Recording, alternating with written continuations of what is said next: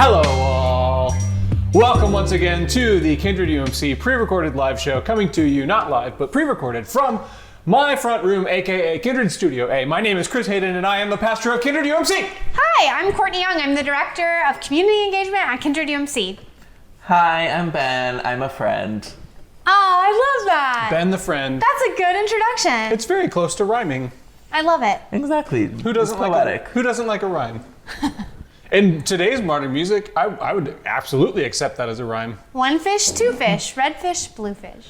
That's excellent rhyming. Done well. I did my darndest. So we are launching a new series. You mean we're not talking about King David anymore? Well, who knows? Who knows where the conversation may take us? Just back to King David. So we are. I'm gonna call. I really struggled with what to call this because I wanted it to be like cheeky and fun, but it's a very like traditional topic. Okay. And so I've decided to call this series 10 Rules for a Better Life. And we're going to talk about the 10 Commandments. Oh, okay. Yeah, everyone's favorite like, topic. 10 rules for a better life? what's the Where are first you getting this from? What is the first? Do you know it? I know it. Love the Well, I Lord would your hope God. you would know it. You're close. You're close. I'm close. You're close. Yeah, I'll give it to you. That's close Love enough. your neighbor as yourself is the Nope, second that's one. the Shema. Nope. No. We're going to talk about that, though. Okay. Thou shalt not steal. That's one of them. But that's not number That's one. not the It's first definitely one. not Okay, the first but one. I'm gonna go with my first answer of love the Lord your God. with Because all I your already heart, told you that I would with give all it to your you. soul, with all your strength. Okay, so let's just start. So this week we'll serve as kind of, we're going to look at the first commandment, but we're also going to this will serve as an introduction to the broader 10 Commandments structure, also Okay. called the Decalogue. And it's written down in Exodus, and it's also written down in Deuteronomy, and it appears other places in Script, but I've never heard that word it's called before. the Decalogue. That's like a hoity-toity scholarly word that you can use to impress your Look friends. at this, we're hoity-toity 'cause you- scholars now. I 'Cause- guess. 'cause We you go know how- from 10 things to make your life better to Decalogue. Decalogues. Yeah, you know how people are often impressed by biblical knowledge? No, I don't know that. Well, you can impress your friends with the word Decalogue. You'll be the coolest. You'll be the coolest. Great. You'll be the coolest guy at the party in the corner alone. I Yeah, can't just, wait just, to get just tell me your date on the first date. Yeah. Hey, I know what a Decalogue is. Yeah, it does. When you say it like that, it sounds dirty.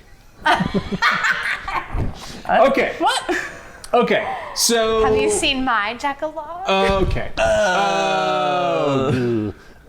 This is bordering on workplace inappropriateness. I'm going to divert us.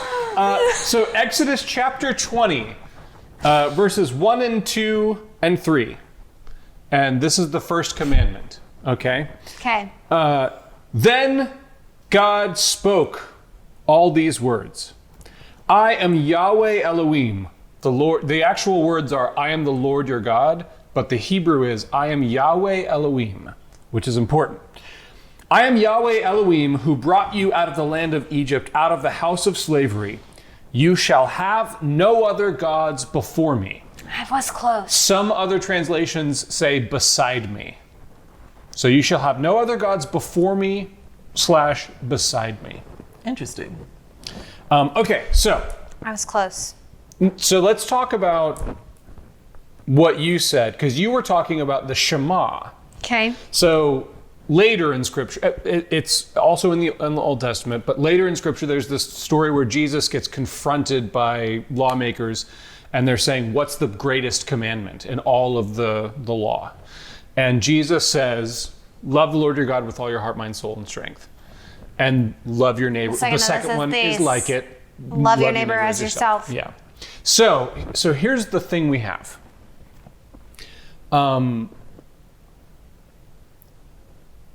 The first thing I want to talk about as we get into the 10 Commandments is these are not demands.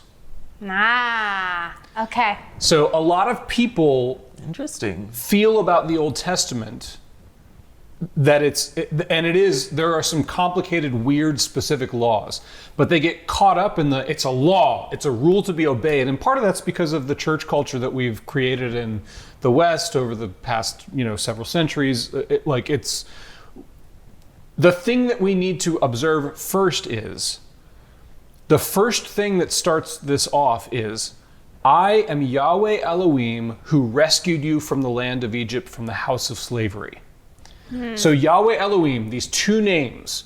Elohim is the name for God in general. It's basically the word that we have in current culture for God. God could mean a Christian God, or it could mean a Muslim God, or it could be one of the many, many, many Hindu gods, or God is a word for God, divine deity, whatever. That's what Elohim is. Elohim is the divine, the grand creator of the cosmos. Elohim, the God that everyone is under. God. So it's a very big thing.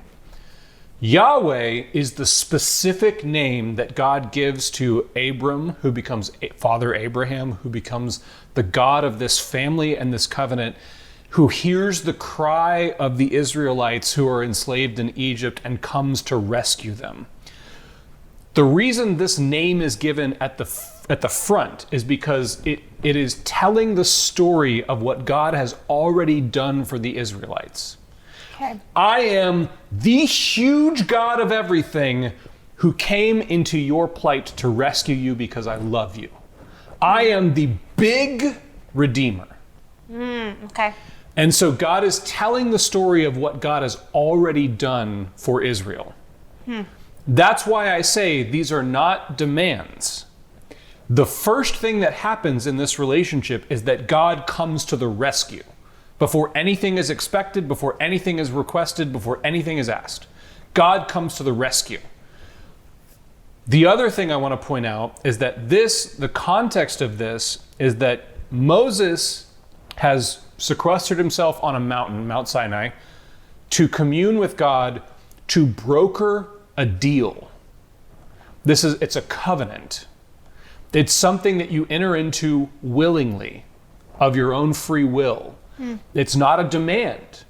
And so essentially these are the terms of the contract, not the demands of a wrathful God. So this is God saying, okay, I've already rescued you. If you want to be my people, I will have you. These are the terms of these are the terms of how we will relate to one another. So instead of looking at these as demands, we have to look at them as, I prefer the phrase faithful obedience. This is because it's not just about following rules, it is about seeking the heart of this God, trying to discover the heart of this God and really living into the relationship. Got it. So one of the ways we can break this down, just if you're like this, if your mind works this way. So we've got, I'll be your God, you be my people. How do we do that? Be faithfully obedient to my word. Be actively listening for my voice is another translation that happens throughout the Old Testament. Be listening for my voice. Okay, what does that look like? Well, broadly speaking, it's two things. Love God, love your neighbor. So we've got it. Listen for God's voice, follow God's voice, follow God's heart. Okay. Okay, how do we do that? Love God, love your neighbor. Okay, how do we do that? The 10 Commandments break down even further into that. The first half of the commandments are about loving God.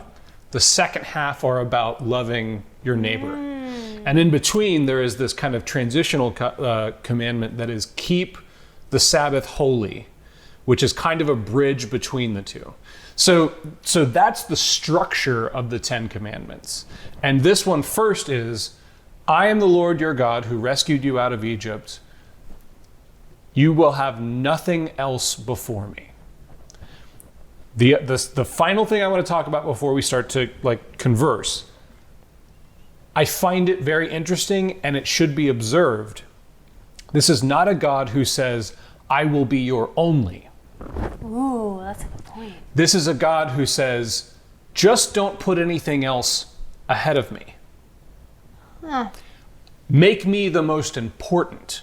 So this is not a God who's saying, don't have drive, don't have passion, don't have love for other people, don't have joys and abandon. This is not asceticism. This is not deny yourself entirely and It's do not not a enjoy. dictatorship or No, anything like that. this is just make sure that as you are living, you take care of our relationship and keep me at the forefront. So this isn't necessarily like I can't worship the raw Egyptian god of the sun. It's more passions. Yeah, so, and that language is actually very, very important because, especially in this context, a very pagan culture. They are constantly surrounded by other gods. Right. And almost every family would have their own unique relationship with a family deity. And so Yahweh, the point of all of this, we often get caught up in like how demanding and jealous God is. But if you add context into this, this is actually an incredibly gracious extension of relationship. Yeah, the thing that this makes me think of is I always come back to like overwhelming, never-ending, reckless love of God, the God that like sought after the one and left the 99 behind. Good song. I love that song. As a youth pastor, for me, that was like the first song in worship I ever led with my students.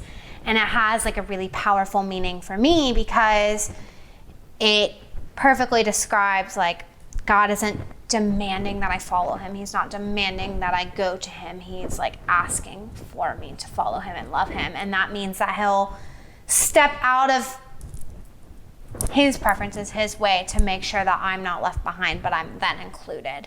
And it's up to me to lean into that and choose to take those steps. Yeah, and I would actually, I often say, somewhere along the lines we lost this. The starting point of Christian faith is that you are inescapably trapped in the grace and love of God. Yeah, grace is the baseline. You cannot, there is nothing you can do, say, feel, believe, anything. Yeah, it's like that song says, like, I couldn't earn it, I don't deserve it, still you give yourself away. Yeah, and you, like, you can, refuse to cooperate with it, for sure. Sure.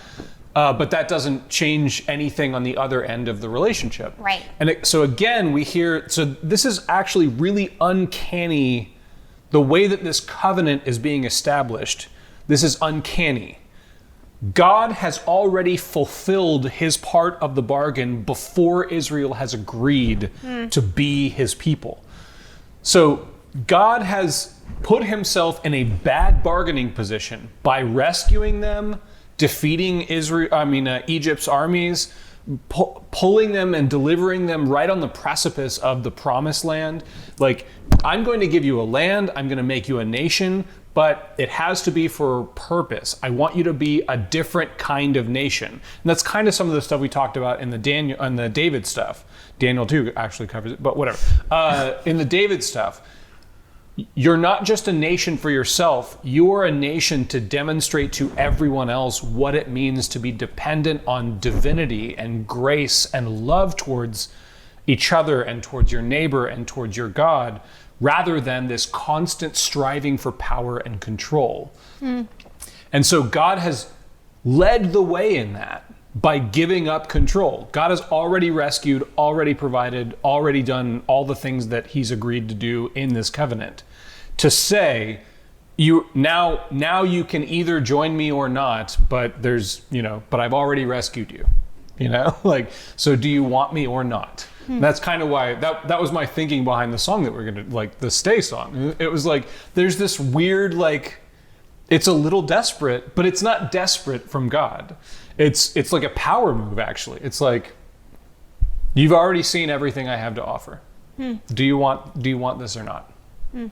So we've talked a little bit about, so I want to ask, broadly speaking, what is tempting, what are the other gods in, like, modern day life? Because I'm not tempted to worship Ra. You know what I mean? What? Not the sun god? It just doesn't, it never occurs to me to even attempt to do that, I know my answer immediately. For once, I'm like, Oh, yeah? yeah, it's people pleasing, other fucking people in my life that I care about. And I don't think that I do it, like I don't actively, like I'm not looking to worship my friends or looking to worship the people I care about. But I have it so solidified in my head that if I don't minimize myself to meet the needs and expectations of those I care about, that they aren't going to love me and care about me anymore. And so the temptation is often to shrink myself down to fit others' expectations, to apologize when I shouldn't apologize or when I don't need to apologize to make sure that people aren't upset with me because I'm not sure that I'm okay with myself if I don't have their approval. The apologize when I shouldn't apologize is interesting to me. Sure, I'll tell a story. Okay. So I have a friend who I love dearly who via text message got a little snippy with me the other day. And I don't want to get into specifics in case. Please don't. You know. Got a little snippy with me the other day. And I immediately, without thinking about it, was like, oh my God, I am so sorry. I forgot that I had mentioned this to you previously. Like, immediately apologizing. And I brought it to Matt and I like was explaining the situation. Matt was like, that person got snippy with you. Why did you apologize? Yeah. And I said, well, they were clearly annoyed at me. I didn't want to upset them. So can we press a little? Why did you? Like, what was that feeling? What's going on there? The feeling is like fear and shame. Like I have a history of friends like me asserting like I'm a planner. I need to know all of the details, plan things out way far in advance. You've known me for how many years and you know this about me. You've known me for a few years and you know this about me. Like it'll be June and I'm talking about things in February, January, March. Like that's just how my brain works. It's how I operate. And I understand that can be annoying It's a to wonderful people. talent and I'm glad you have it. I understand that it can be annoying Also, to it can people. be annoying sometimes. Right. And so like that's just who I am. Just like my annoyance in like, hey, we'll just do it live. Right. Right. But it's just, it's a part of who I am. That routine and that structure and that need for let's have this figured out now is ingrained in who I am as a human being. And so this particular exchange was over that, was me asking a friend about something 7-8 months away and that friend being like, I can't commit this far out. You know this, like, you know how that, and me immediately like feeling bad and be like, oh my God, I'm so sorry. I didn't mean to annoy you. Like, blah, blah, blah. And so it's shame in that like, I feel bad for being this way. I know that this particular trait that I have can be annoying. For being this way. Yeah, I know that this particular trait that I have can be perceived as annoying. It's caused other friends to stop being my friend previously because they got annoyed about it. This is delicate territory because there is certainly a balance that needs to take place. Right. If any of us throw ourselves fully into like, well, that's just the way I am. That's toxic and not okay. That's not good. Right. And also, if we do the opposite, which is what you're describing, where we're constantly self-denying, right. like then in a weird way, that's actually a dishonoring of the divine, because you were, at least it is my belief, each of us were conceived on purpose by, like, I don't mean like sexually conceived. I mean like who you are and like what you are is not an accident. That I believe that there's something going on that undergirds creation, that like that things are here on purpose, you know?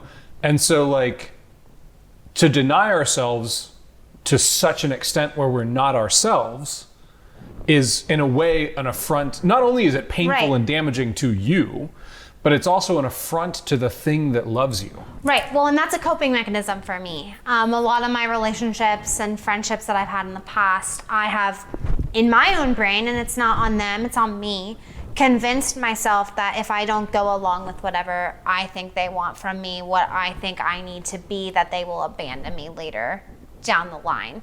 And what that's ended up in is me still being abandoned because it wasn't convenient for them to be my friend, or it wasn't convenient for me to be their friends, and like frustration because I've given everything of myself to maintain these relationships when I should not have given everything Right. of myself. Yeah. What about you, Ben? Do you have anything that comes up for you that's like tempting to put ahead of, who you are, your relationship with what made you, that kind of stuff? Not in particular. I mean, the way you worded it now is different than when you worded it originally. Because I did that on purpose. It was on purpose. Oh dear. Because saying like, what do you put before God is a little bit churchy. And I think there's a more helpful, I just love the facial expressions. What do you put before God? What years of practice? Okay.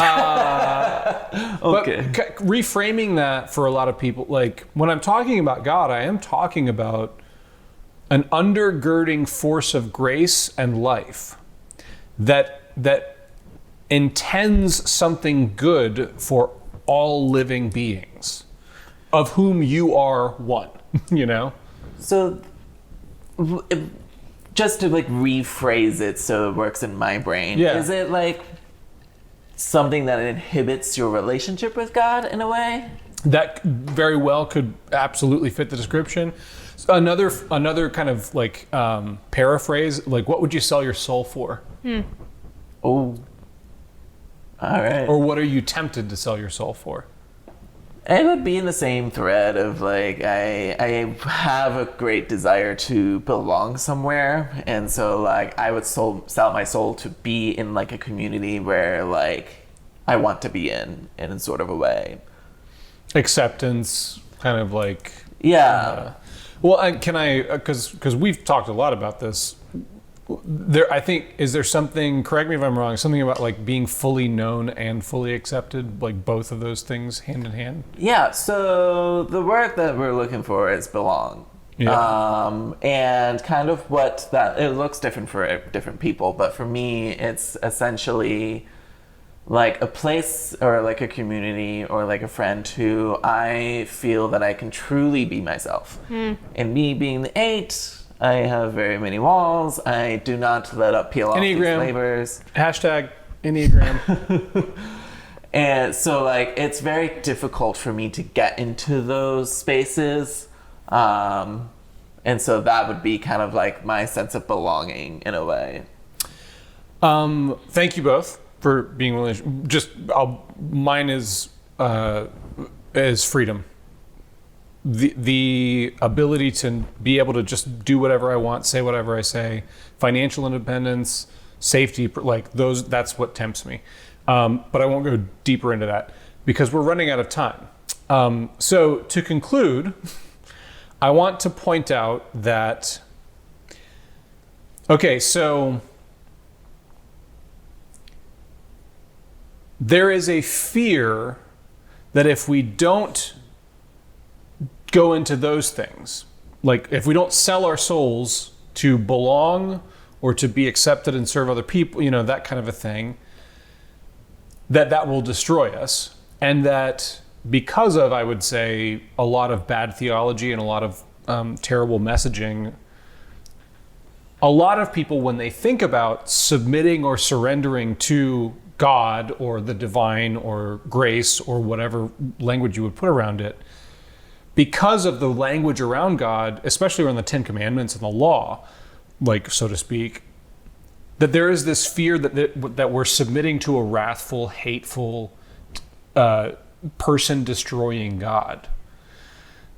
So it feels like either way we choose, we're going to lose ourselves. And once again, it's kind of my mission statement. The counterintuitive truth is that when we surrender to this God, this is actually a God who doesn't want to destroy, but actually wants to lift up the uniqueness and the personhood of who you are. And so submitting ourselves to kind of anything else, whether it be, the temptation of like freedom, I can be myself if I can just do that, or kind of people pleasing. I just want everybody to love me all the time. Yeah, you know, like, and this like desire to have a perfect community, and like I'll sell my soul to anyone who will give it to, like those types of temptations are ultimately self-destroy. Like they squash the personhood.